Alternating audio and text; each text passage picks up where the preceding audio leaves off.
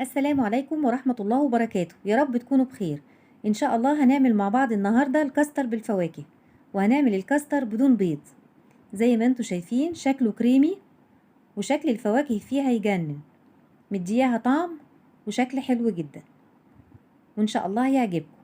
ما تنسوش تشتركوا في القناة وتعملوا لي لايك، ويلا نشوف الطريقة. هكون محضرة لتر حليب كامل الدسم، كوباية سكر، 4 معالق كبار كاستر باودر، معلقتين كبار قشطة. ومش هضيف فانيليا لان الكاستر باودر بطعم الفانيليا. اول حاجة هعملها هنزل باللبن في الحلة اللي هشتغل فيها. اهم حاجة اللبن يكون كامل الدسم عشان بيديله طعم جميل. وهسيب شوية في الازازة، مش هنزل بالكمية كلها علشان الشوية دول هدوب فيهم الكاستر. وهضيف كوباية السكر، وهضيف القشطة، وهحط الحلة على النار واقلبها تقليبة، وهسيبها لغاية ما السكر يدوب واللبن يبتدي يغلي.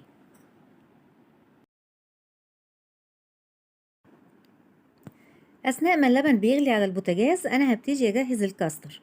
هعمل تجويف في قلب الكاستر وهنزل فيه ببقية اللبن اللي انا كنت حاجزاهم على جنب، وهبتدي اقلبهم علشان ادوب الكاستر في اللبن. اهم حاجة تقلبيه كويس وتفكي كل التكتلات اللي هتتجمع فيه.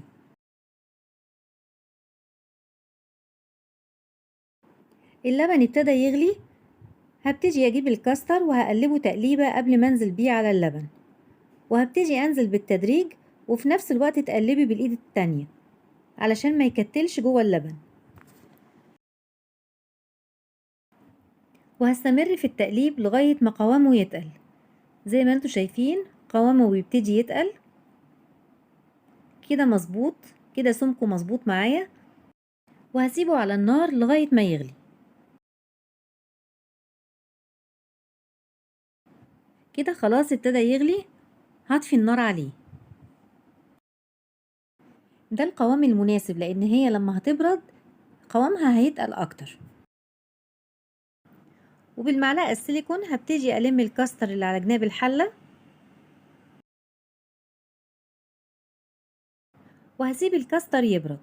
وعلشان اسيب الكاستر يبرد من غير ما يعمل قشرة فوق الوش، هبتدي اجيب كيس واغطي سطح الكاستر كله، مش هخلي اي هوا يدخل فيه، واتأكد انه اتقفل من الجناب كويس، وهسيبه يبرد على مهله. هكون محضرة الفاكهة اللي انا هضيفها في الكاستر. محضرة عنب، وممكن العنب تقسميه نصين، والتفاح مقطعاه قطع صغيرة، والموز مقطعاه حلقات. بعد ما الكاستر برد شلت الكيس اللي عليه، وشوفوا ازاي وانا بقلبها مفيش قشرة متكونة على سطح الكاستر عشان الكيس حافظ لي عليه. وبعد ما الكاستر برد هبتدي انزل بالفاكهة. هنزل بالعنب واقلبه في قلب الكاستر، وهنزل بعد كده بالموز وهقلبه في الكاستر مع العنب.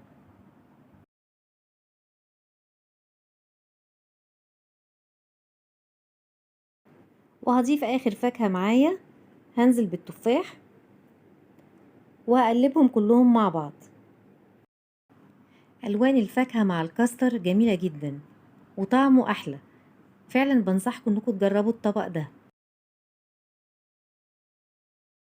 وهبتدي احطه في الاطباق.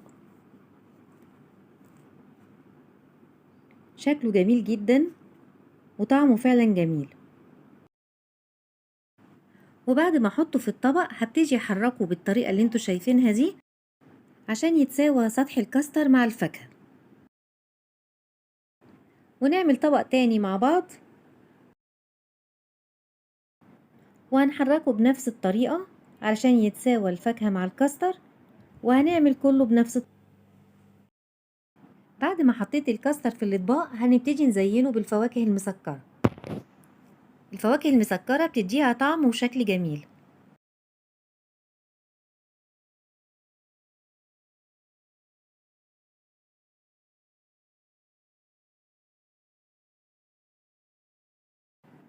بعد ما زينته بالفواكه المسكرة هبتدي احطه في التلاجة لمدة ساعتين، وبعدها هيكون جاهز للتقديم.